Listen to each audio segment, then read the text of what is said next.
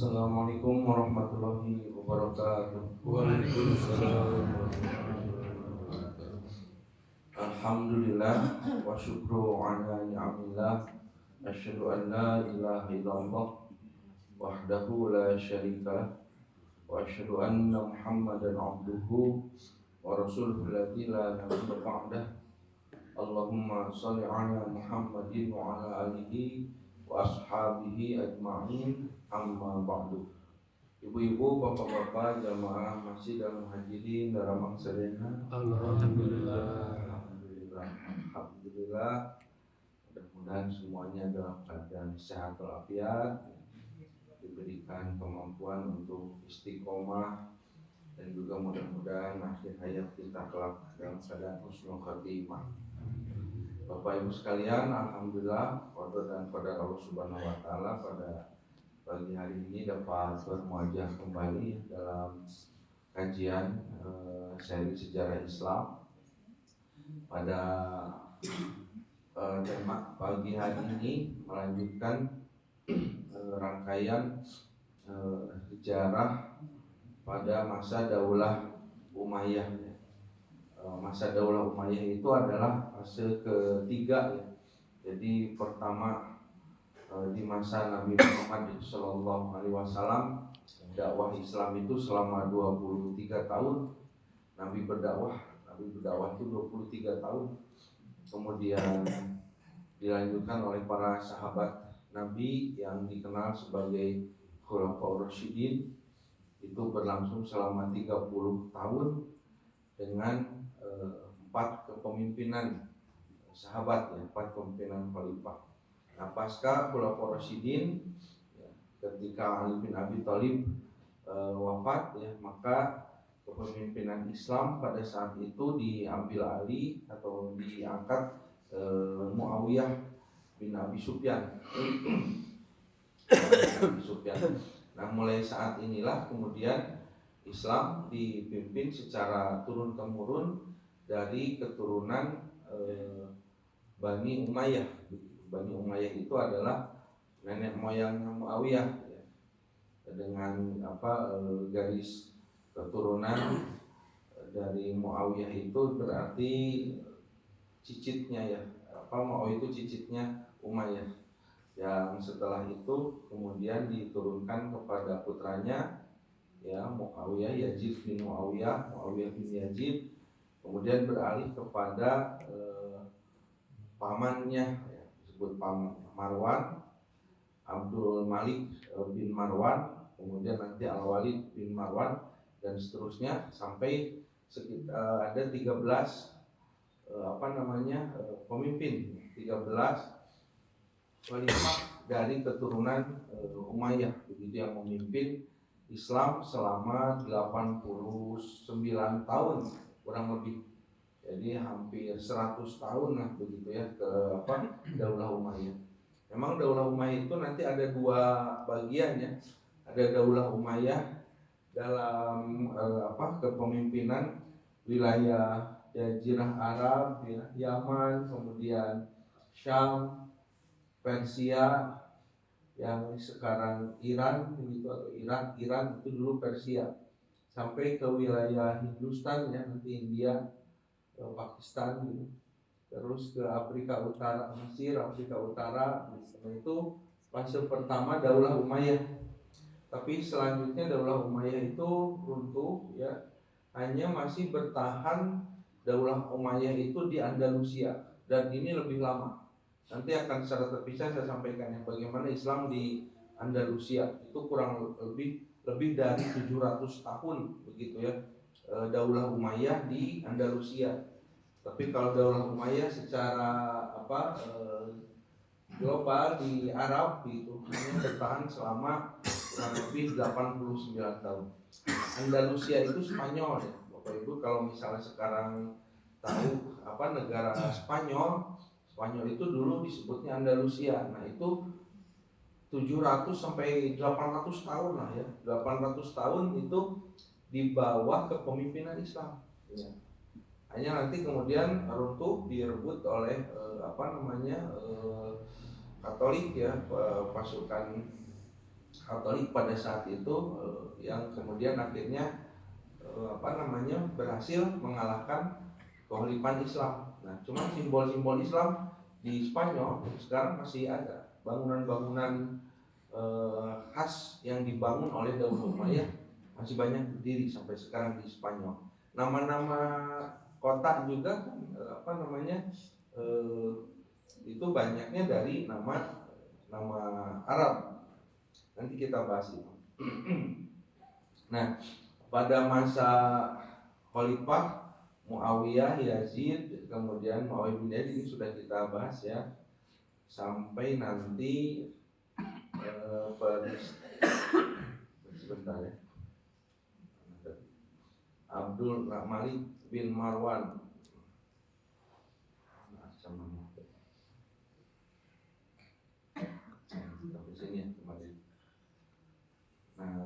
Membahas masa kepemimpinan kekhalifahan Abdul Malik bin Marwan. Nah, masa kepemimpinan Abdul Malik bin Marwan itu selama 20 tahun beliau memimpin ya. Beliau itu berarti khalifah ke pertama Muawiyah, Yazid bin Muawiyah, Muawiyah bin Yazid, terus Marwan bin Hakam, sekarang Abdul Malik bin Marwan. Itu khalifah yang kelima. Ini dikenal sebagai Muwahidatul Daulatul Islamiyah, penyatuan kembali khalifah Islam.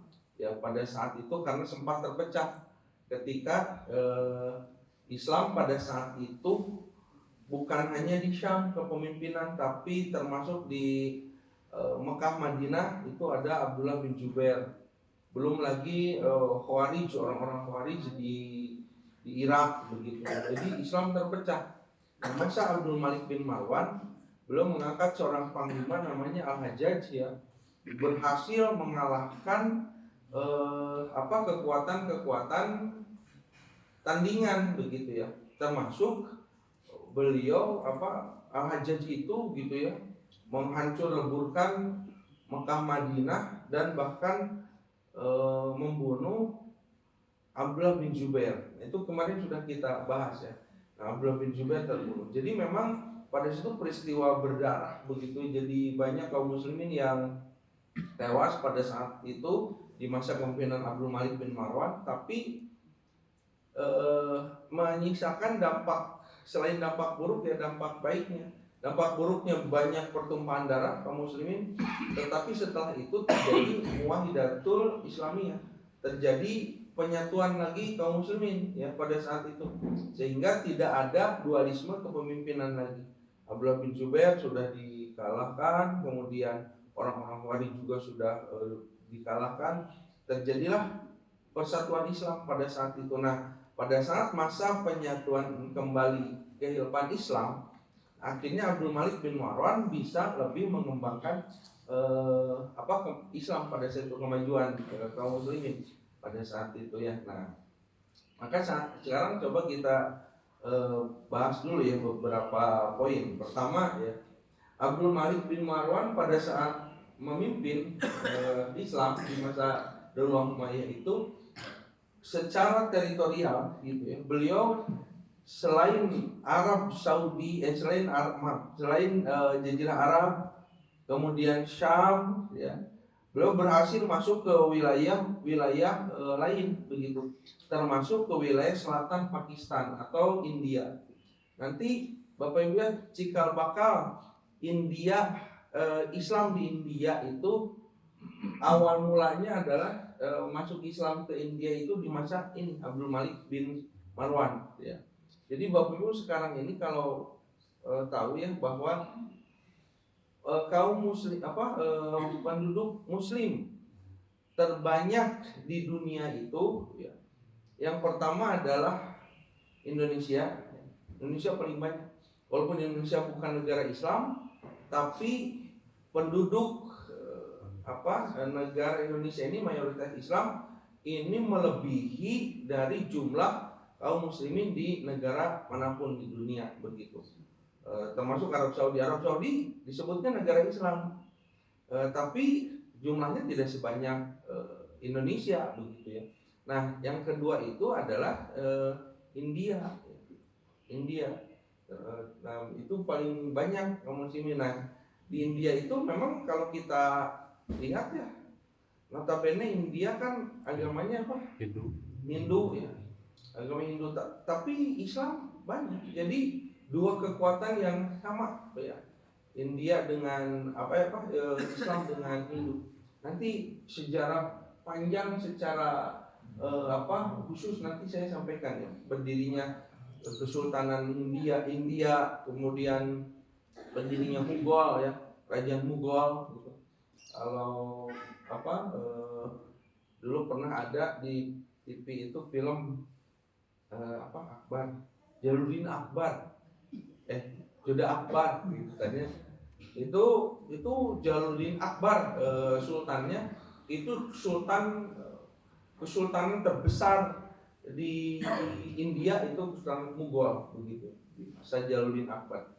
Nah, awal mula Islam masuknya adalah di masa Daulah Umayyah. Yang sampai ke sini. Nah, ini Spanyol kan, Spanyol.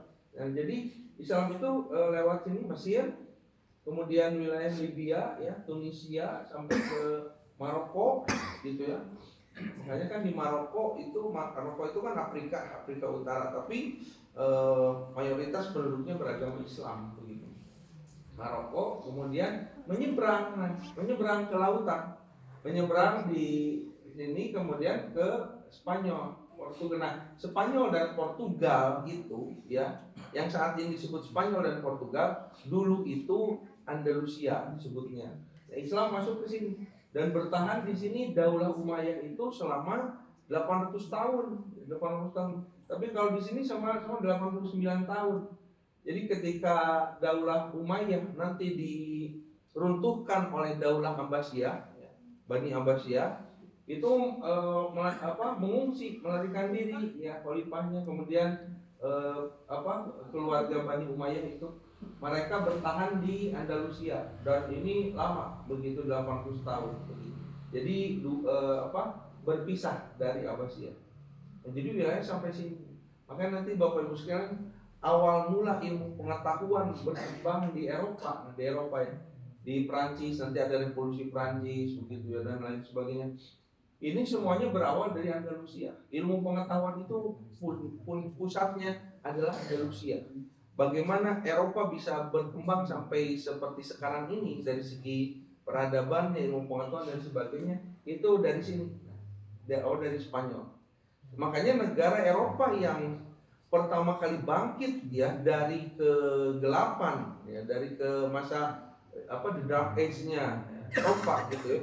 Yang pertama kali bangkit itu adalah Portugal dan Spanyol. Portugal dan Spanyol yang pertama bangkit itu. Kenapa? Awal mula ilmu pengetahuan di sini, dibawanya dari mana? Dari Islam, dari sini. Ya. Pusat keilmuan itu ya adanya di Islam pada saat Daulah Umayyah, Daulah Abbasiyah. Nah, dibawa ke Eropa. Ke Eropanya bagian mana? Ini Spanyol, Andalusia.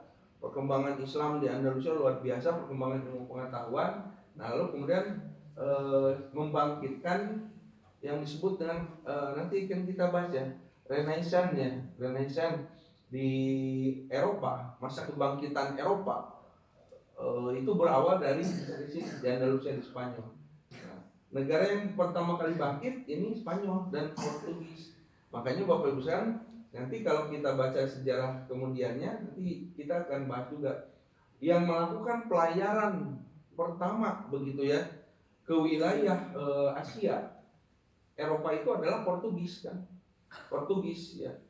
Nah, dari Portugis itu melewati bawah, ini tegak gambarnya pertama, muter ke bawah, pertama kali ke India sampai di sini, lalu ke Nusantara, ini ke Selat Malaka. Makanya Portugis itu yang pertama menjajah wilayah Nusantara itu Portugis, bukan Belanda kan, Portugis, sampai ke Sunda Kelapa ya. Ini Portugis. Spanyol ya mau ikut tapi jadi saingan, tidak boleh. Nah, maka Paus pada itu memberikan keputusan ya, Portugal ke timur, Spanyol ke barat. Makanya Spanyol menemukan benua Amerika gitu ya. Nah, gitu ya, nanti sejarahnya begitu. Nah, tapi semuanya berawal dari itu, Andalusia, ya, pusat keilmuan Islam begitu. Nah, baru nanti menyusul Prancis, Inggris, gitu ya, Italia dan Eropa, negara-negara di Eropa bangkit. Begitu. Nah, titik awalnya adalah di Andalusia atau Spanyol. Nah, itu gambaran dulu ya. Nanti secara lengkap kita akan bahas sampai ke sana. Nah, tapi dimulainya di masa Daulah Umayyah ini, yaitu masa kepemimpinan Abdul Malik bin Marwan begitu. Nah, selain yang peristiwa kemarin yang sudah kita bahas, Abdul Malik bin Marwan memang ada noktah merah lah dalam sejarah Abdul Malik bin Marwan, yaitu ketika mengangkat Al-Hajjaj menjadi panglima, menghancur leburkan Mekah Madinah, bahkan kemarin sudah kita bahas Ka'bah juga sampai hancur begitu, terkena rudal mulai. Dulu mah disebutnya itu manjanik ya. Manjanik itu rudal-rudal di batu gitu kan.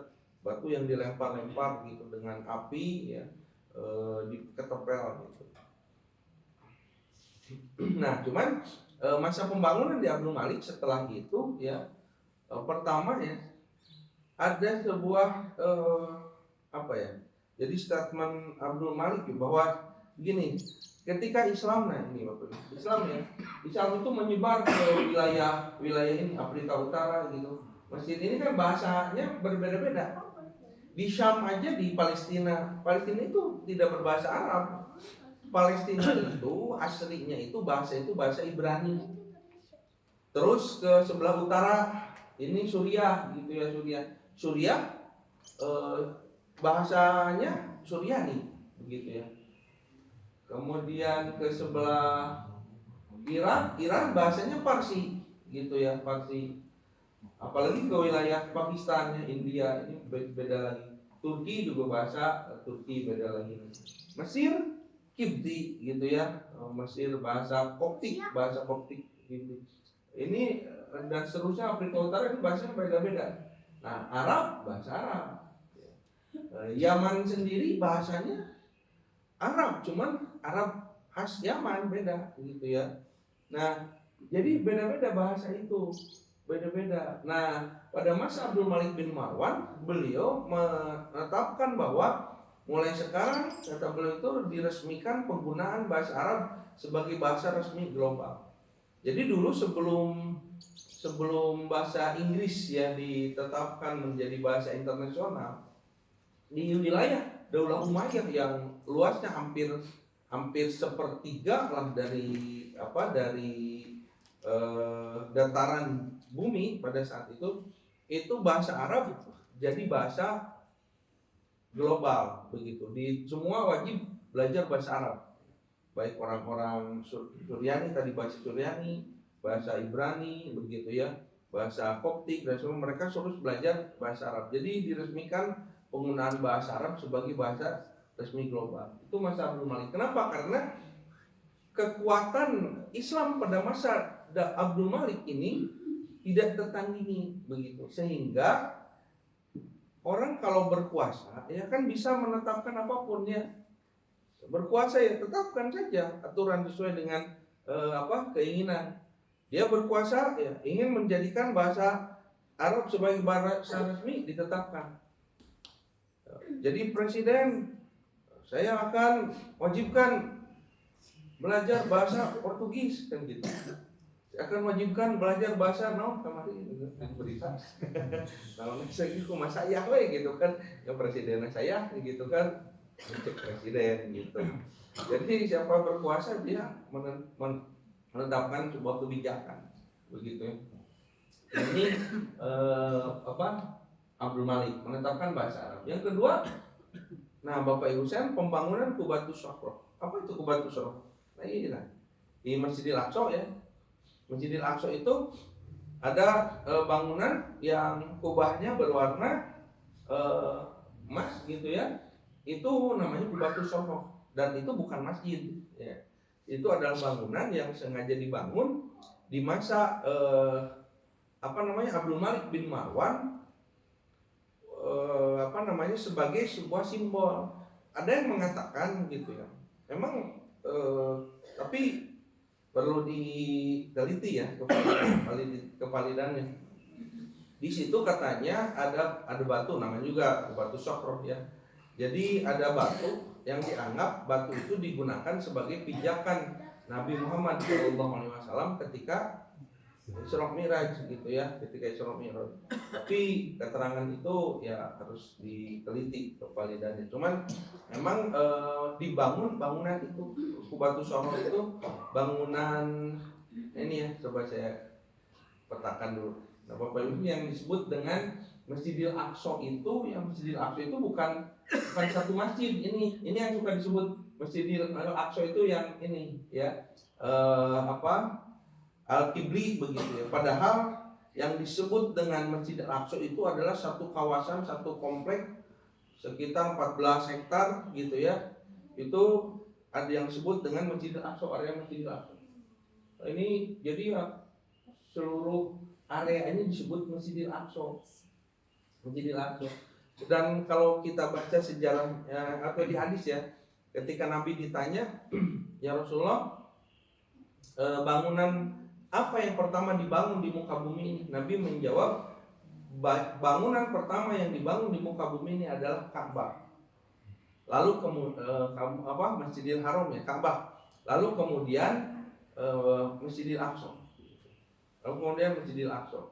Nah, sahabat bertanya, berapa jarak waktu dibangun dari Ka'bah ke Masjidil Aqsa? Kata Nabi SAW, 40 tahun. Berarti ya, begini ya, coba saya sampaikan dulu gini. Ka'bah itu sudah ada sejak zaman Nabi Adam ya, berupa al-qawaid. Al-qawaid itu pondasi ya. Lalu kemudian di masa Nabi Ibrahim ya, yarfa'u Ibrahim begitu ya, Ibrahim meninggikan. Jadi pondasinya sudah ada. Di masa Nabi Ibrahim ditinggikan. Jadilah bentuk Ka'bah. Walaupun bentuk Ka'bahnya tidak seperti Ka'bah yang sekarang. Di zaman Nabi Ibrahim batunya itu bukan kotak-kotak ya, persegi seperti sekarang. Itu batunya lebih kepada seperti batu, kalau kita batu pondasi, batu kali gitu ya, yang ditumpuk-tumpuk atau lempengan, batu lempeng ditumpuk, memiliki 2 pintu, bukan 1 pintu, 2 pintu, dan tidak ada atap. Itu Ka'bah pertama kali dibangun oleh Nabi Ibrahim. Terus bangunan itu seperti itu sampai dihancurkan di masa Quraisy, di masa Nabi, ketika Nabi belum jadi Nabi.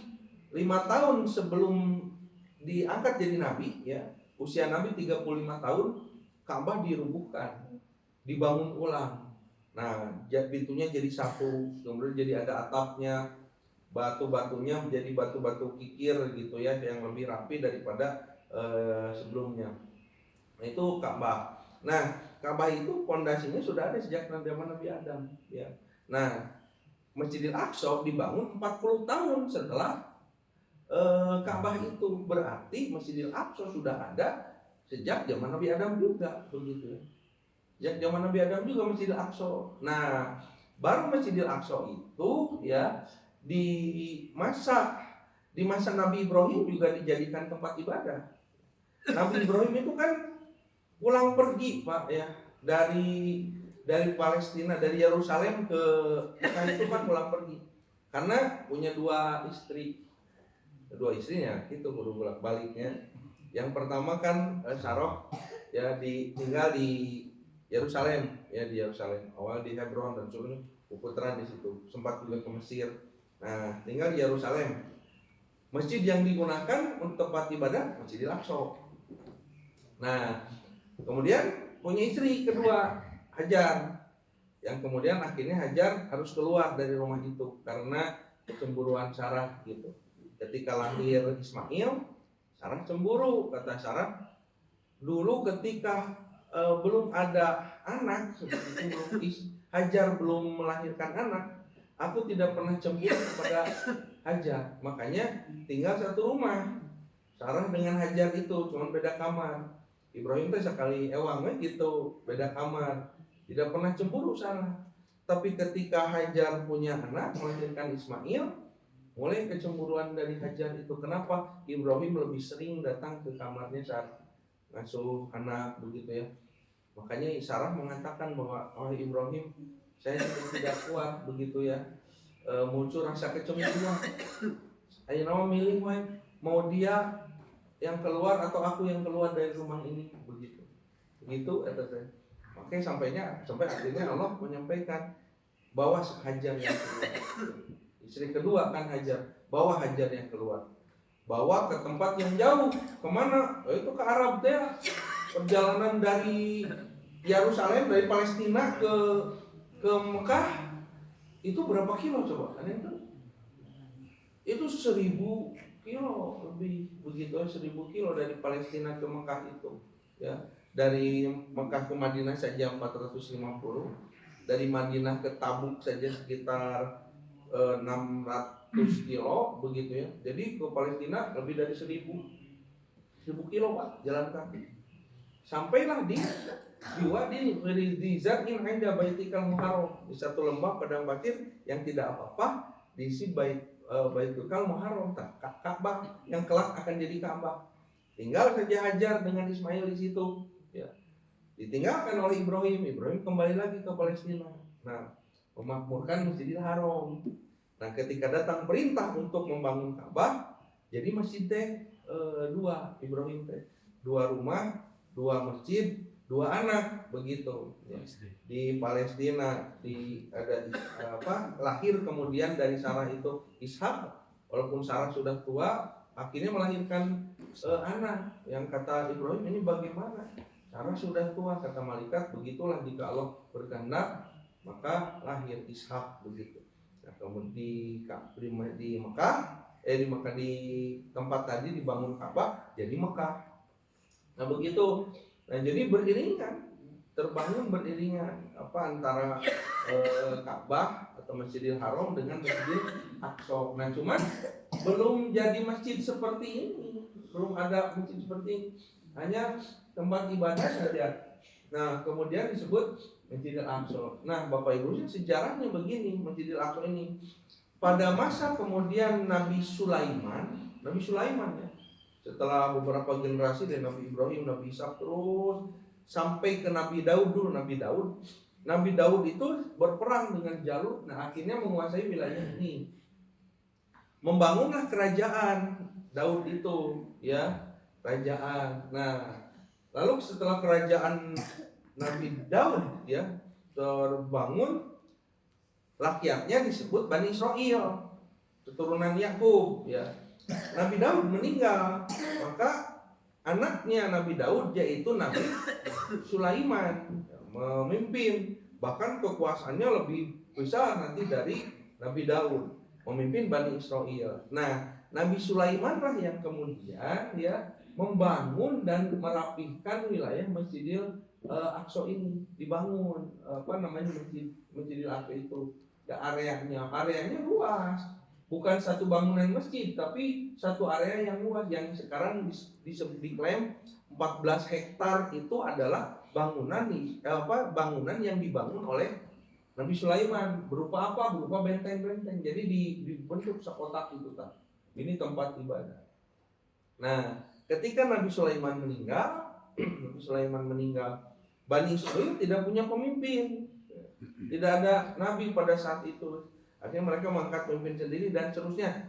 Saya persingkat ceritanya. Nah, datanglah bangsa Romawi Timur, Bizantium. Nah, ini kalau saya bertanya di sini nih.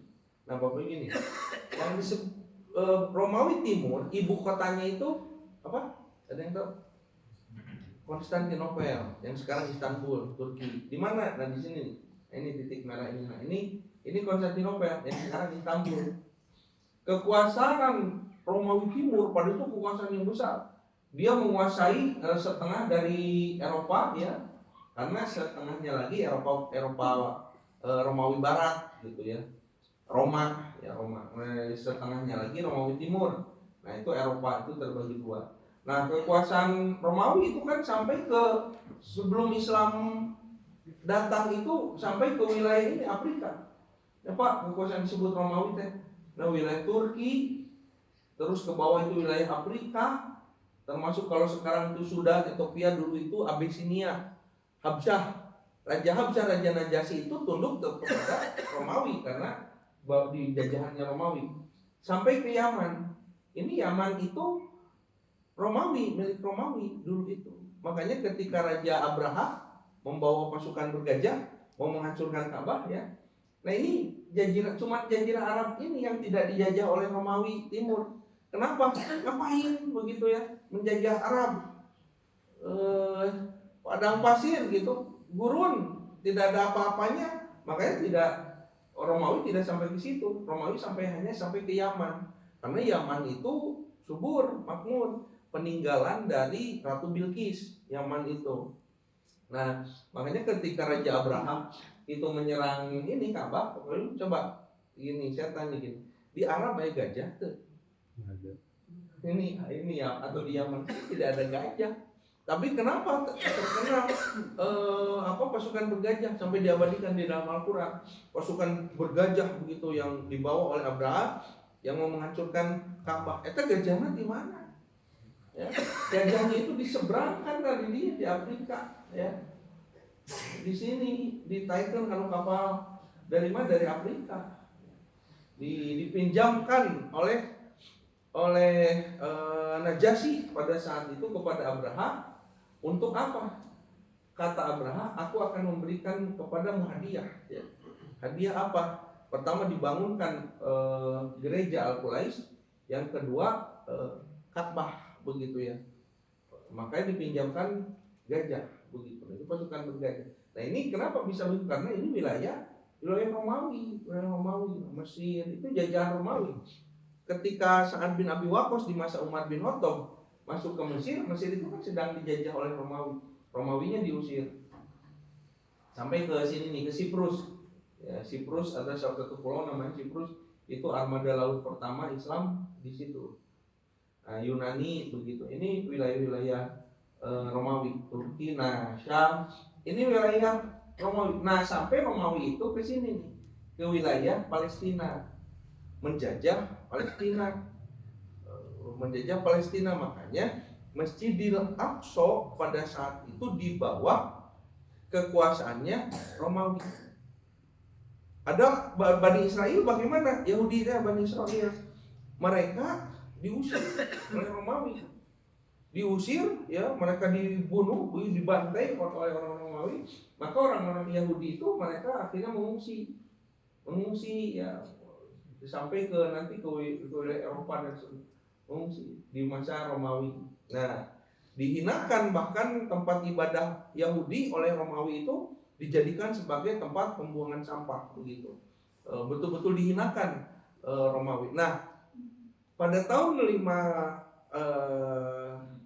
500-an ya, 400-500 Masehi ya, berdirilah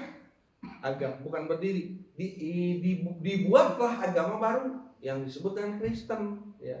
Agama Kristen, agama Nasrani. Itu 200 tahun setelah wafatnya Nabi Isa baru ada agama Kristen teh. Jadi bukan Nabi Isa yang membuat agama Kristen, itu bukan. Nabi Isa itu agama Islam ya, membawa risalah Islam, membawa kitab Injil, kitab Allah begitu, yang mengajarkan kepada ketauhidan terhadap Allah. Nah, 200 tahun berikutnya ada yang disebut dengan kesepakatan pada saat itu ya, rekonsilia yang menyepakati bahwa Isa itu adalah Tuhan. Tadinya memimpin agama Kristen itu kapan? 200 tahun lebih setelah Nabi Isa-nya meninggal, baru dibuat agamanya. Coba kemana ya dongengnya. Jadi Nabi Isa-nya sudah meninggal, 200 tahun berikutnya dibuatlah agama yang menganggap bahwa Isa itu adalah Tuhan. Isa itu adalah Tuhan. Nah, beberapa puluh tahun berikutnya didebat. Kalau Isa itu Tuhan, lalu siapa Tuhannya Abraham? Abraham itu Ibrahim. Sedangkan Abraham adalah nenek moyangnya Isa, kan begitu ya. Terus ke Yakub, ke Ishak, ke Ibrahim. Oh nyanya, kumaha tuh? Rapat deui Pak. Rapat deui. Akhirnya muncullah yang disebut dengan Protestan. Nah, Protestan itu gerakan protes begitu, memprotes bahwa Isa itu bukan Tuhan. Atau usaha Isa itu, bagaimana kalau kita sebut Isa itu anak Tuhan, jadinya mungkin jadi Isa itu jadi anak Tuhan gitu. Jadi terjadi ini perbincangan lama itu sampai terbentuknya agama Kristen itu begitu ya. Nah, Romawi Timur akhirnya menganut Kristen, ya, menganut Kristen. Kaisar Dikianus pada situ yang menetapkan agama Kristen itu, Kaisar Dikianus dari Romawi. Nah, karena agama Kristen maka di Yerusalem, di Palestina ya, di Yerusalem tidak boleh lagi ada agama Yahudi. Makanya orang-orang Yahudi dibunuh begitu ya, diusir. Bani Israel itu mengungsi. Jadi Masjidil Aqsa pada masa itu ya dijadikan tempat ibadahnya Kristen. Sebelumnya dijadikan tempat ibadah oleh Bani Israel ya. Bani Israel Yahudi. Sebelumnya lagi dijadikan tempat ibadah Islam dari sejak masa Nabi Ibrahim, Ishak itu Islam sampai muncul agama baru yang disebut dengan Yahudi. Yahudi mengklaim itu tempat ibadah mereka. Datang Romawi, agama Kristen, diklaimlah itu tempat ibadah Kristen. Yahudi diusir. Begitulah dinamika Masjidil Aqsa atau Yerusalem itu terjadi saling berebut itu dari dulu. Nanti muncul setelah itu datang Islam, Umar bin Khattab begitu ya, menguasai Palestina. Umar bin Khattab pada saat itu setelah mengutus Abu Bakar, mengutus Khalid bin Walid, kemudian digantikan oleh Abu Ubaidah, dijadikanlah Masjidil Haram ini jadi tempat ibadah kaum muslimin. Dibalikan lagi seperti masa sebelumnya, jadi tempat ibadah kaum muslimin. Tapi kebijakan Umar bin Khattab ya tidak seperti Romawi, mereka membantai kemudian menghinakan Yahudi. Umar bin Khattab memberikan kesempatan kepada baik itu Yahudi ya ataupun Nasrani mau beribadah di Masjidil Haram, silahkan. Tapi ini juga jadi tempat ibadah kaum muslimin. Makanya Umar bin Khattab membuat musola ya.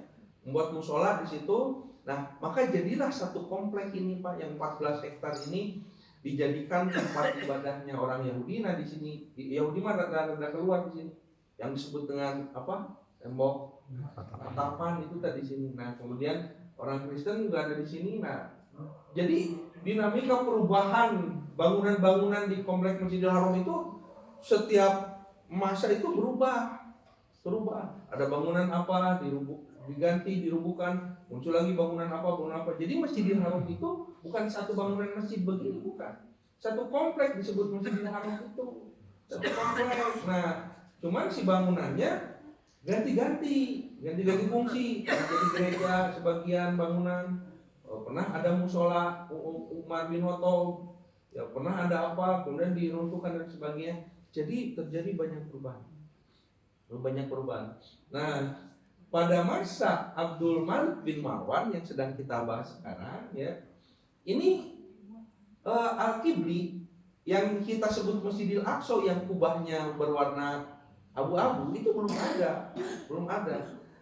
Malah Abdul Malik bin Marwan membangun Qubatus Syokroh ini, bukan masjid, kubah yang menutupi batu, di dalamnya ada batu ya, yang dianggap batu itu pijakan Nabi SAW ya, walaupun kalau malam ya, hanya dibangunlah itu, ini disebut Qubatus Syokroh ya, Dome of the Rock begitu ya, ya kubah yang menutupi batu itu kubah. Nah, Masjidil Haramnya Masjidil Aqsa mana? Ya tadi yang disebut Masjidil Aqsa ini satu komplek. Nah, pada masa Abdul Malik bin Marwan itu, pada masa Al-Walid bin Abdul Malik, jadi Abdul Malik bin Marwan meninggal, mengangkat putranya Al-Walid bin Abdul Malik. Nah, ini Al-Walid bin Abdul Malik yang putranya. Barulah Al-Walid bin Abdul Malik membangun Al-Qibli. Nah, ini Al-Qibli yang kita sebut sebagai Masjidil Aqsa. Ya, padahal sebenarnya Masjidil Aqsa itu komplek, saat ini ke luar. Nah, dibangunlah Al-Qibli. Nah, Al-Qibli ini yang kemudian terkenal sampai sekarang sebutan Masjidil Aqsa. Jadi kalau sholat di Masjidil Aqsa sebenarnya Masjid Al-Qibli kata teh. Nah dibangun oleh Al-Walid putranya Abdul Malik. Bapaknya membangun Dome of the Rock ini ya, Qubbatus Soroh. Nah kapan Qubbatus Soroh mulai berwarna emas ininya? Dari generasi ke generasi berubah-ubah ya. Ini itu ada dulu itu pernah dibuat dari tembaga, dari timah dan seterusnya sampai sekarang ya. Entah siapa yang memulai ini jadi warna nate emas begitu. Dan sebetulnya ada yang mengatakan dulu nate warna nate emas dari apa ya, tembaga atau apa. Tapi kan mengerah gitu. Jadi hijau, pernah jadi hijau, bahkan pernah jadi abu-abu. Nah, dibersihkan, dilapisi ulang jadi emas sampai sekarang. Tapi bukan Masjidil Aqsa ini. Qubbatus Soroh itu jadi gini, ada di dalam area Masjidil Aqsa begitu. Al-Qibli adalah masjid ya yang dibangun oleh Al-Walid bin Abdul Malik ya di area Masjidil Aqsa. Mana area Masjidil Aqsa? Ini area Masjidil Aqsa itu. Nah, tapi ya yang lebih terkenalnya Masjidil Aqsa itu ini Al-Qibli ya. Al-Qibli disebut Masjidil Aqsa sekarang itu. Nah, sejarahnya mah tidak begitu ya. Sejarahnya bahwa Masjidil Aqsa itu satu komplek besar begitu. 14 hektar begitu. Nah, gitu ya, ini Bapak Ustaz Masjidil Aqsa. Nah, dibangun pada masa Abdul Malik bin Marwan membangun Qubbatus Soroh. Nah, kembali ke sini ya. Nah, selain membangun Qubbatus Soroh, maaf ini bukan masjid Qubbatus Soroh. Ya Qubbatus Soroh bukan masjid. Jadi hapus. Mata uang pertama dalam Islam. Nah, gini ya. Dulu itu yang namanya dinar, uang emas ya. Uang emas. Emas itu kalau dibentuk menjadi koin, itu koin resmi emas itu adalah koin yang dicetak oleh Romawi. Makanya gambar di sininya adalah gambar orang Julius Caesar Romawi ya, di gambar sininya. Saya lupa tidak muat ya. Nah, di masa Nabi Muhammad SAW, di masa Ula Porsi, di masa kalau menggunakan koin itu koinnya koin Romawi. Koin resmi itu yang ada wajahnya Julius Caesar. Tapi kalau tidak berbentuk koin, sehingga batu-batu begitu ya, itu begitu. Nah, di masa Abdul Malik bin Marwan, Islam sudah besar kata Abdul Malik begitu. Bahkan kita sudah mulai menyaingi Romawi begitu ya. Maka buat koin sendiri begitu ya, buat koin sendiri ya. Mata uang pertama yang disebut dengan dinar, koin emas itu di masa Abdul Malik bin Marwan. Nah, koinnya itu dicetak begitu ya, bertuliskan la ilaha illallah ya, wahdahu la syarikalah begitu. Ini tulisan koin. Nah, ini disebarluaskan begitu ya di seluruh wilayah kekuasaan Daulah Umayyah, menyaingi mata uangnya Romawi gitu, yang Julius Caesar. Itu mata uang pertama. Jadi memang Bapak Ustaz, di masa-masa ini, masa Abdul Malik, masa putranya Al-Walid, itu adalah puncak kejayaan Daulah Umayyah itu di masa ini. Begitu di masa ini. Pengembangan tanda baca Quran. Nah, pengembangan tanda baca Quran itu begini ya Bapak, begini. Ini ada istilahnya.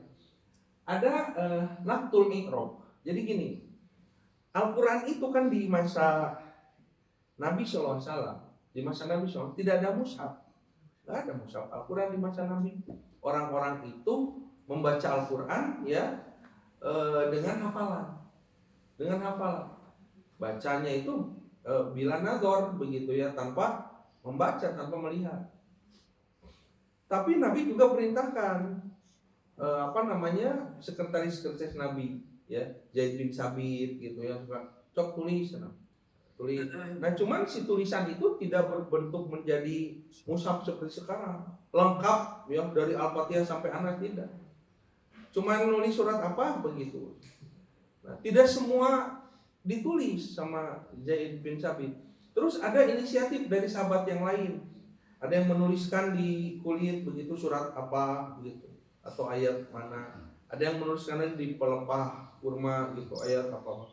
Nah, di masa Abu Bakar As-Siddiq itu dikumpulkan atas usulan Umar bin Khattab dan Ali kepada Abu Bakar, karena para penghafal Quran banyak yang meninggal. Dikumpulkannya berupa apa tadi? Ada yang dari kayu, ada yang dari kulit, ayam tinu naon batu, dikumpulkan. Itu yang disebut dengan Jamiul Quran, pengumpulan Quran. Siapa penanggung jawabnya? Zaid bin Sabit, sekretaris Nabi. Dikumpulkan, disimpan di rumah Asma pada saat itu. Di rumah Hafsah. Disimpan. Di masa Utsman bin Affan, yang kumpulan eta gundukan eta nu tina kulit, tina papan, tina naon begitu. Lalu kemudian dituliskan dalam lembaran-lembaran. Yang entah lembarannya apa pada saat itu ya, apakah dari kulit atau apa masa itu, karena belum ada kertas. Di masa Utsman bin Affan belum ada kertas. Kertas itu mulai muncul Bapak Ibu ya, di pembuat kertas pertama di dunia itu Cina yang buatnya ya. Terus diekspor gitu ya, lewat perdagangan jalur sutra itu kertas jadi inovasi. Itu dari Cina kertas itu. Baru nanti ada kertas. Nah, dibuatlah 8 salinan disebut mushaf Quran. Nah, maka kenapa disebut mushaf Utsmani? Kita kenal istilah mushaf Utsmani. Ditulis di situ, disimpan, bukan untuk dibaca. Itu masalahnya teh. Quran itu ditulis bukan untuk dibaca. Di masa Utsman bin Affan tuh, mushaf Utsmani itu disimpan sebagai alat untuk apa disebutnya ya? Memvalidasi lah begitu ya. Jadi kalau ada bacaan, orang membaca Quran gitu, ternyata ada yang membantah, salah macam debat. Setelah debat tidak selesai, bawa tahyid tinggali mushafna. Oh iya benar gitu begitu. Jadi tidak untuk dibaca seperti kita gitu, disimpan. Kenapa? Karena cuma ada 8. Disebarkan di setiap provinsi pada situ, di Madinah, di Mekah, di Kufah, di Basra, di Mesir gitu ya. Di Yaman disebarkan 8, disimpan oleh gubernur. Bagaimana tulisannya? Tulisannya itu tulisan Arab ya, tanpa titik, tanpa harokat. Aya titik jeung harokat mah apanan maca teh favorit kan ya. Omot aya titik aya harokat, dan huruf-hurufnya juga huruf-huruf pada situ. Nah, mulai yang disebut dengan khot ya. Pernah dengar khot ya? Khot itu apa artinya? Garis khot itu. Makanya katulistiwa itu dari bahasa Arab kan. Khot tulistiwa itu aslinya itu. Khot tulistiwa. Istiwa itu tengah. Khot itu garis. Jadi garis tengah itu khot tulistiwa. Bumi ya di masa Daulah Abbasiyah nanti dibuat orang mana teh globe gitu ya. Itu dibuat kemudian ditarik garis tengah begitu oleh para ulama di masa Daulah Abbasiyah, maka disebutlah khotul istiwa gitu. Nah, banyak yang tidak tahu itu yang membuat peta pertama itu Daulah Abbasiyah gitu, ulama-ulama Islam, Al-Khwarizmi begitu ya. Banyak Al-Farabi dan sebagainya, itu ulama-ulama Islam membuat itu. Jadi istilah katulistiwa, jadi katulistiwa gitu. Garis tengah. Nah, khot itu artinya garis. Jadi si huruf-hurufnya itu garis. Enggak ada titik, enggak ada bulat, lingkaran, enggak ada, garis yang sulit dibaca. Nah, pada masa Ali bin Abi Thalib, zaman Ali bin Abi Thalib, Khulafaur Rasyidin Ali bin Abi Thalib, mulailah ya disematkan titik pada tulisan Arab itu. Dan sudah banyak ditulis ulang. Qurannya disematkan titik. Abul Aswad Ad-Duwali, beliau yang menginisiasi. diperintahkan oleh Ali, sok cek Ali teh, sok beri kemudahan kaum muslimin, karena kaum muslimin sekarang sudah bukan hanya orang Arab, sudah meluas. Kebanyakan mereka kesulitan membaca. Beri titik. Nah, untuk apa titik? Titik itu untuk menandai kalau titik di atas, kalau titiknya di atas berarti dibaca dengan mulut terbuka. A. Kalau titiknya di bawah itu dibaca dengan mulut ditarik, I gitu. Kalau di titiknya di atas kemudian ada tanda apa gitu ya, itu dibaca U, memonyongkan mulut. Nah, jadi titik itu bukan penanda huruf. Nanti titiknya di sebelah mana dibaca panjang, titiknya di mana yang tidak ada titik dibaca pendek. Begitu. Titik itu begitu fungsinya. Nah, itu disebut naktul irob. Naktul irob itu menyematkan titik untuk mengetahui cara membaca, apakah A, I, U, atau panjang atau pendek. Titik. Nah, warnanya merah. Jadi di Qur'annya, di mushafnya itu khot itu garis huruf-huruf warnanya hitam, titik itu warnanya merah. Begitu. Saya tidak muat ini ya, ada tapi kajiannya khusus ya, kajian sejarah Al-Quran gitu, sejarah Quran. Selainnya bukan yang ini. Nah begitu. Nah, pada masa Abdul Malik bin Marwan ini ya, mulai dilakukan naktul ijam. Apa naktul ijam? Naktul ijam itu mengganti titik ya sebagai bacaan A I U lah gitu Bapak Ibu, menjadi pembeda huruf. Mulai huruf ba itu titiknya di bawah, huruf ta itu titiknya 2 di atas, huruf ta itu titiknya 3 di atas, begitu. Jadi bentuk-bentuk huruf yang sama, yang ada 3 atau 2, kalau da dengan da gitu kan sama bentuknya, diberi titik untuk membedakan huruf. Ro dengan zai bedakan dengan titik ya. Jadi mulai di situ masa Abdul Malik bin Marwan. Jadi Bapak Ibu saya kabayang Quran tes di zaman Nabi itu sudah seperti yang sekarang kita baca. Enggak ada itu, enggak ada. Mulainya itu di masa-masa berikutnya. Itu ijtihad para ulama. Jadi ya pertanyaannya, mushaf Al-Qur'an itu ya, secara tulisan adalah ijtihad, bukan wahyu. Karena Quran itu, coba Quran itu apa artinya Quran itu? Bacaan. Qara'a yaqra'u Qur'ana. Makanya kenapa malaikat Jibril ketika datang kepada Nabi, Iqra, bacalah. Nah, mau dibaca. Apa yang dibaca? Malaikat Jibril tidak bawa lembaran Quran, baca, kan Nabi baca. Tidak begitu. Iqra, bacalah. Nah, mau dibaca cek Nabi teh. Tomakan ke ayat tulisan wae, mana bikoriin, saya tuh bisa baca.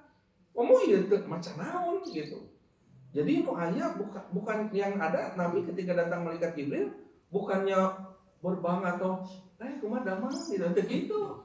Mau ayat sieun nya keur di guha, bukan di guha poe sendirian.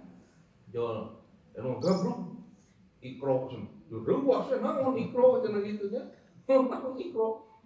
Mana bikorin orang semakin di depan ikro cenah baca deui. Pateuing gitu.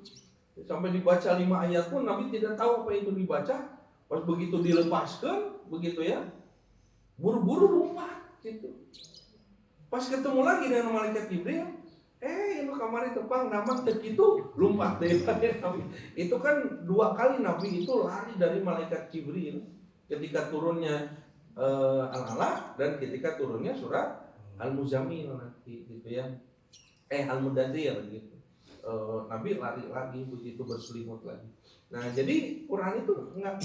Jadi gini, Quran itu bacaan. Malaikat Jibril ketika menyampaikan Quran kepada Nabi disoekan selembar-selembar gitu. Al-Alaq itu sampai 5 soekeun, ya baca. Ya Al-Mudaththir soekeun. Itu bukan berbentuk kertas, bukan berbentuk tulisan. Quran itu bacaan. Makanya enggak ada artinya gitu ya. Kalau kita punya mushaf Quran teh tidak ada artinya. Mau apa? Punya mushaf, ya. Namun tadi baca. Jadi mau menang pahala, Pak. Yang nyana Quran atau Bapak Ibu punya Quran di rumah, mau menang pahala. Jadi pahala mah lamun dibaca. Makanya di hadisnya Nabi mengatakan bahwa al-ghuraba'u fi dunya arba'atun, kan yang bakal aya opat kejadian nu cek Nabi teu teka di umat itu. Apa? Mushafun fi baitin la yuqra'u fiha. Engke mah bakal aya mushaf cek Nabi. Itu jadi buku, jadi mushaf. Tapi la yuqra'u fiha, tapi cara dibaca keur naon gitu. Ya. Jadi yang pokok Quran itu bacaan. Makanya di apa? Dari malaikat Jibril ke Nabi ditransfer itu berupa bacaan. Nabi kepada sahabat juga berupa bacaan. Nah, lalu kemudian inisiatif ditulis. Ya, ditulis dalam tulisan Arab. Bahkan tulisan Arabnya sendiri tidak tulisan Arab seperti sekarang. Jadi tulisan Arab seperti sekarang ada titik, ada harokat, komo ada yang nama tanda wakof, gitu tanda apa? Itu kekini kayenakeun. Untuk apa? Memudahkan seorang muslim membaca Quran. Kesaha keun teu Arab juga urang gitu. Sok bayangkeun lamun aya Quran daya mushafna, Pak. Geus mah mushafna teu apa henteu geus lapor pokona. Ya. Makanya mushaf itu sebagai alat bantu. Nah, makanya berupa kebijakan membuat mushaf itu kebijakan Ali bin Abi Thalib. Di masa Ali bin Abi Thalib pakai titik, di masa Abdul Malik titiknya dirubah jadi pembentuk huruf. Nah, sampai nanti masa berikutnya di masa khalifah berikutnya barulah harokat. Jadi ayat fathah, kasroh, doma, ya sukun, baru ada itu. Di masa-masa berikutnya muncul lagi wakof. Di masa-masa berikutnya nempikeun ka ayeuna disada sorangan gitu. Aya Quran disada sorangan, dibuka Quran, pulpena ditekan jawab maca sorangan. Begitu maraca we bukan orang. Itu semakin dipermudah. Jadi itu sebetulnya mempermudah ya. Adanya mushaf itu mempermudah. Dulu harus dihafalkan. Ngedul ngapalkan atau hese ngapalkan, ya ditulis. Biar dibaca. Macana hese dititikan. Hese keneh wae diharokatan. Salah eureunna di mana? Make wakof gitu nya. Salah tajwid bacaanna pakai warna. Hideung, hejo, beureum kan gitu nya Quran ya. Mun beureum cenah kitu dibacana ipa misalnya teh atau apa guna dan sebagainya. Itu deh, itu kan nah, pokoknya di sejarah Al-Qur'an nanti ada ya kajian khusus sejarah perkembangan mushaf Al-Qur'an, termasuk sejarah bacaan Al-Qur'an ya, qiraatus sab'ah dan sebagainya. Jadi ada bacaan, perkembangan itu ada dua, ada bacaan, ada tulisan gitu ya. Nah, sejarahnya. Nah, begitu ya. Nah, ini dimulai di masa Abdul Malik bin Marwan. Jadi memang perkembangan paling besar di masa Abdul Malik mempertahankan perbatasan dengan Romawi. Nah, jadi mulai mempertegas begitu ya. Ini batas Romawi di sini, ini batas Daulah Umayyah di sini, begitu. Selebih dari itu bisa terjadi perang. Nah, Bapak Ibu Abdul Malik bin Marwan ya, pada akhirnya kemudian meninggal. Beliau setelah 20 tahun memimpin ya, dan beliau mewariskan kepemimpinan kepada dua anaknya putra mahkota itu ya, Al-Walid dan Sulaiman. Tapi Al-Walid lebih dulu dijadikan sebagai khalifah. Al-Walid memimpin selama 10 tahun. Ini disebut sebagai puncak kejayaan teritorial dan pembangunan di masa Daulah Umayyah. Kenapa? Al-Walid itu enak. Kenapa? Geus beres negara teh sebenarnya ku bapana. Tadinya perpecahan, tadinya perang saudara, geus diberesan ku bapana kamari ku Abdul Malik bin Marwan. Bahkan pembangunan sudah mulai dilakukan. Ya Al-Walid, anaknya Abdul Malik, udah tinggal melanjutkan. Ngeunahna we gitu. Dan rata-rata kan kitunya mau berjuang mau bapana, anaknya tinggal ngeunahna we gitu.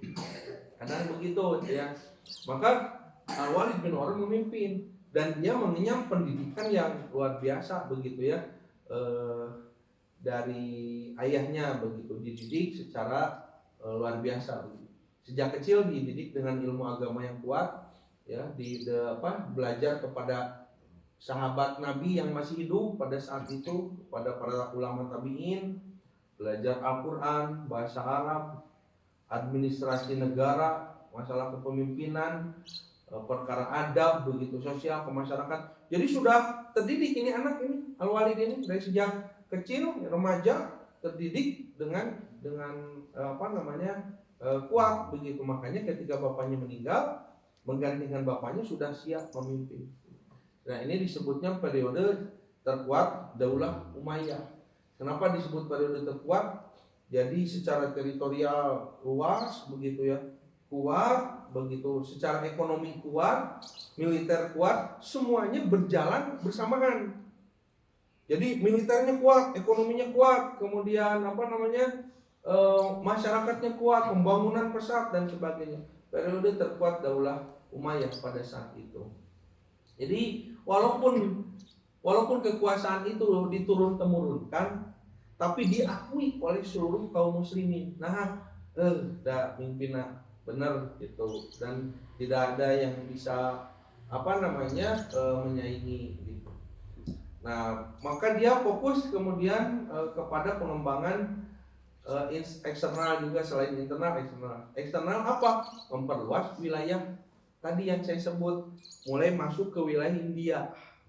Al-Walid itu mengutus Muhammad bin Qasim ke India ya, sampai ke wilayah Sind. Wilayah Sind itu wilayah selatan Pakistan. Nah, itu cikal bakal nanti tadi saya sampaikannya kesultanan di India, kesultanan Islam di India. Nah, cuman memang nanti Bapak Ibu kan, nanti saya bahas lagi ya.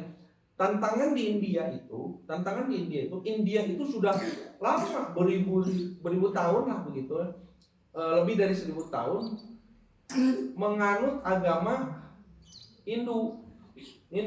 Makanya ketika Islam datang ke situ, tidak lantas mudah merubah kebiasaan, ya, kebiasaan orang Hindu. Islam masuk begitu ya, Islamnya masuk, ajarannya masuk, tapi kebiasaan orang Hindu pada saat itu tidak hilang. Makanya nanti terkenal di India. Makanya salah satu di antara perilaku keberagamaan Islam di India banyak bersentuhan dengan sesuatu yang bahkan masuk kategori musyrik begitu ya. Bid'ah, khurafat, takhayul lah gitu ya. Contoh apa? Itu kuburan. Orang-orang India itu, orang Islam di India, kuburan itu dikeramatkan. Seperti di kita juga masih banyak yang mengkeramatkan kuburan. Itu tuh warisan dari ajaran Hindu gitu. Karena Indonesia juga kan Hindu. Sebelum datang Islam, Hindu, Buddha begitu. Nah, pengkeramatan terhadap kuburan. Makanya coba lihat di India nanti kalau ada tayangan-tayangan di India, bagaimana perilaku mereka terhadap kuburan. Kuburan itu Pak, mereka suka mengikatkan tali kain ya atau tali di kuburan. Lalu berdoa minta sesuatu begitu ke kuburan. Lain ke masjid, ngedoa ke kuburan. Begitu. Itu karena terjadi asimilasi dengan Hindu. Nah, nanti lebih jauhnya seperti apa nanti kita bahas ya. Jadi banyak jadi gini, tasawuf ya itu kuat di India. Cuman tasawufnya jadi tasawuf yang menyimpang nanti. Ya. Nanti banyak lagi di wilayah Pakistan, India. Makanya punten ya, ada orang-orang yang aneh gitu ya, menjadikan Pakistan itu sebagai jadi puncak ilmu di Pakistan atau ibadah di Pakistan. Ada sebagian kaum muslimin ya tidak saya sebutkan. Nah, jadi mereka lebih mendahulukan datang ke Pakistan daripada ke Mekah, ke Madinah begitu, ke tanah suci begitu. Nah, itulah karena banyak ajaran Islam itu kan banyak menyebar dengan berbagai macam pemahaman. yang terakhir ya. Kemudian yang Bapak Ibu saya tamatkan saja dulu ya. Meninggalkan banyak hasil budaya bersejarah ya. Dalam Umayyah termasuk yang paling besar mah di Andalusia tadi sampai di Spanyol. Kemudian membangun Masjid Al-Umawi di Damaskus. Al-Umawi itu ini nih Masjid Al-Umawi itu. Nah ini Masjid Al-Umawi. Damaskus itu di mana? Suriah. Ya. Ibu kota Suriah di Damaskus. Itu ada Masjid Al-Umawi yang diklaim oleh sebagian ulama ya bahwa kelak Nabi Isa itu turun di sini. Ya. Karena hadis Nabi kan mengatakan bahwa kelak Isa itu akan diturunkan di Gua Menara Putih karena dianggap Damaskus itu yang tempat dianggap tempat turunnya Nabi Isa. Nah ini yang membangunnya masjidnya sampai sekarang ada masjid bersejarah, Masjid Al-Umawi disebutnya. Al-Umawi itu Umayyah begitu. Ya dibangun di masa ini Daulah Umayyah. Kemudian membangun Masjid Nabawi. Dia gini Bapak ini.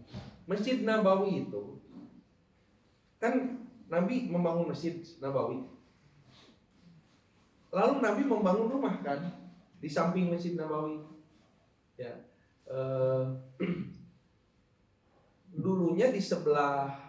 Jadi gini kan, kiblat itu kan itu ya misalnya, ya Masjid Nabawi kiblat ke sana. Nabi itu membangun rumah itu untuk Aisyah, untuk Saudah gitu, masing-masing sekamar-sekamar di samping Masjid Nabawi, tanah yang dibeli oleh Nabi. Ya. Tanah Masjid Nabawi pertama juga dibeli pakai uang Nabi, wakaf dari uang Nabi. Jadi wakaf pertama Masjid Nabawi itu uang Nabi. Nabi beli tanahnya untuk masjid dan untuk rumah, begitu Nabi itu. Nah selanjutnya nanti dari kaum muslimin yang lain ditambahkan untuk perluasan. Nah di sebelah kiri belakang. Tapi karena terjadi perpindahan kiblat, ingat ya, pindah kiblat ya. Ketika Allah memindahkan kiblat ke Masjidil Haram ya. Pindah nah, kiblat jadi ke dia bisa. Jadi kamar Nabi itu tetap ada di situ, tidak dirubah. Jadi tadinya di belakang, jadi di depan. Nah, kamar Nabi. Nabi wafat. Ingat setiap nabi yang wafat dikuburkan di tempat beliau wafat. Jadi Nabi wafatnya di mana? Meninggalnya di mana? Di kamarnya. Di kamar Aisyah, di pangkuan Aisyah Nabi itu. Maka Nabi dimandikan di situ, dikafani di situ, disolatkan di situ, dikuburkan di situ. Begitu. Makanya dikuburkan itu di kamar Aisyah. Nah, setelah Nabi dikubur di situ, Aisyah tidak tinggal di situ. Ya, tidak tinggal di situ. Nah, lalu kemudian Abu Bakar meninggal. Masih ada space kan? Abu Bakar dikuburkan di samping Nabi. Umar bin Khattab sebelum meninggal dia mengatakan ketika terluka karena ditusuk gitu ya, Aisyah, kalau aku meninggal izinkan aku dikuburkan di samping Nabi dengan Abu Bakar. Kata Aisyah, tutiasa cenah eta mah jatah abi hiji deui, kapling deui gitu tanya, hiji deui jatah abi. Tapi Umar memohon pada saat itu karena sedang sakit kalau ditusuk pisau aku Abu Luah, Pak Yunus Abu Luah.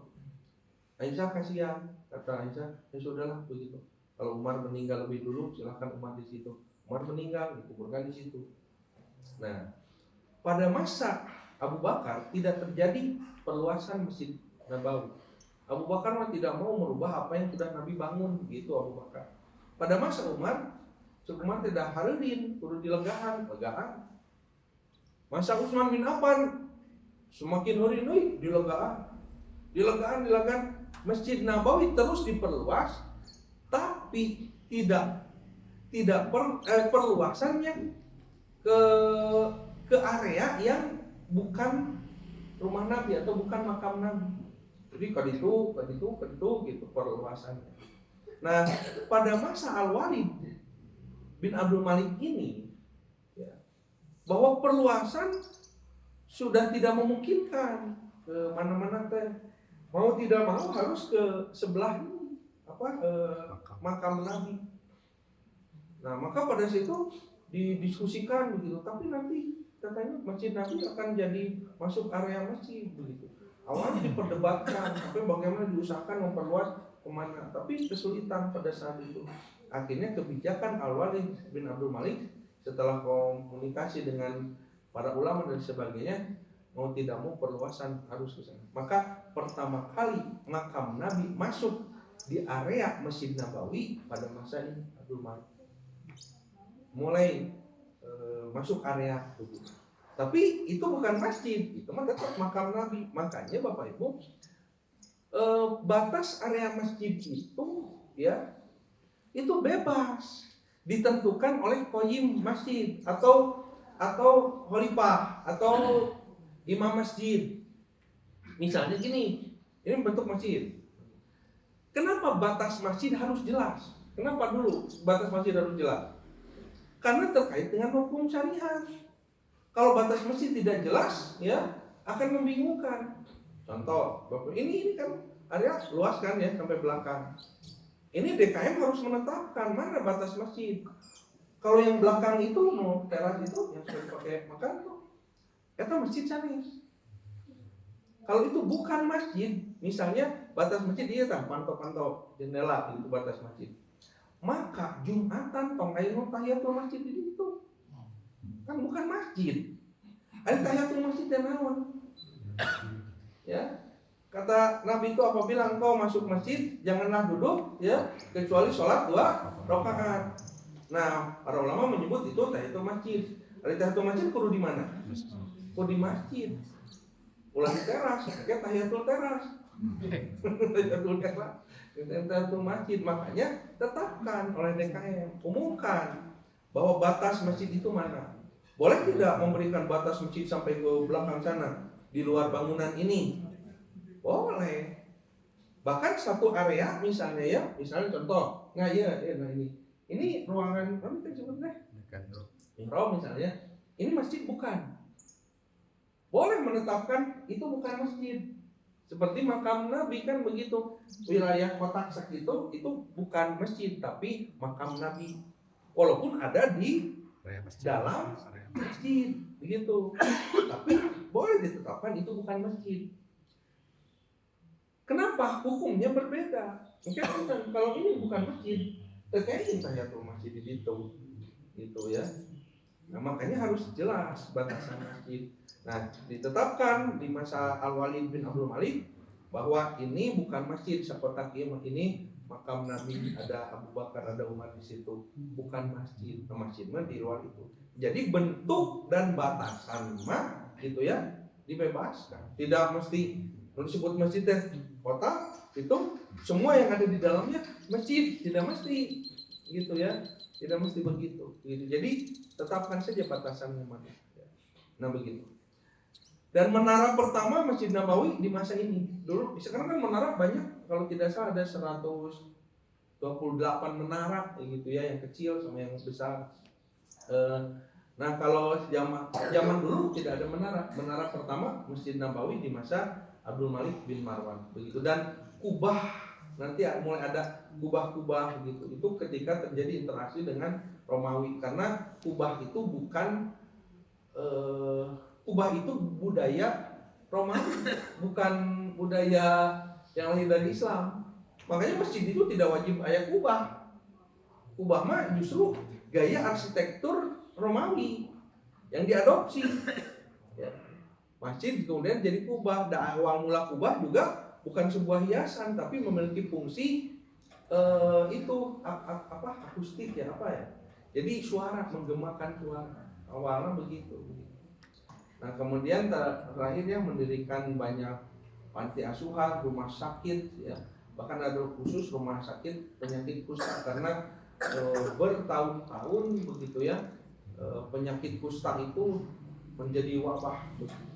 Nah inilah masa kepemimpinan Al-Walid bin Abdul Malik ya Bapak Ibu sekalian. Nah lalu bagaimana di masa itu Islam masuk ke India dan ke Spanyol? Ya masuknya Islam ke Spanyol, ke Andalusia, maka insya Allah kita bahas pada pertemuan yang akan datang. Ya.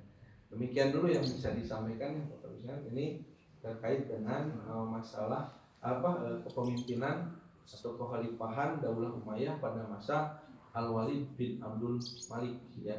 Puncak kejayaan teritorial pada saat itu Islam luas sampai seluas ini begitu ya, dan nanti masuk ke Spanyol, Andalusia. Bagaimana Islam masuk ke Spanyol, ke Andalusia ya, dan bagaimana Islam di Andalusia sampai bertahan 800 tahun, dan peninggalan Islam di Spanyol luar biasa banyak begitu ya. Insya Allah kita bahas pada pertemuan yang datang. Demikian dulu, mudah-mudahan bermanfaat. Kita akhiri. Aku qouli hadza astaghfirullah li wa lakum. Wassalamualaikum warahmatullahi wabarakatuh. Waalaikumsalam warahmatullahi wabarakatuh.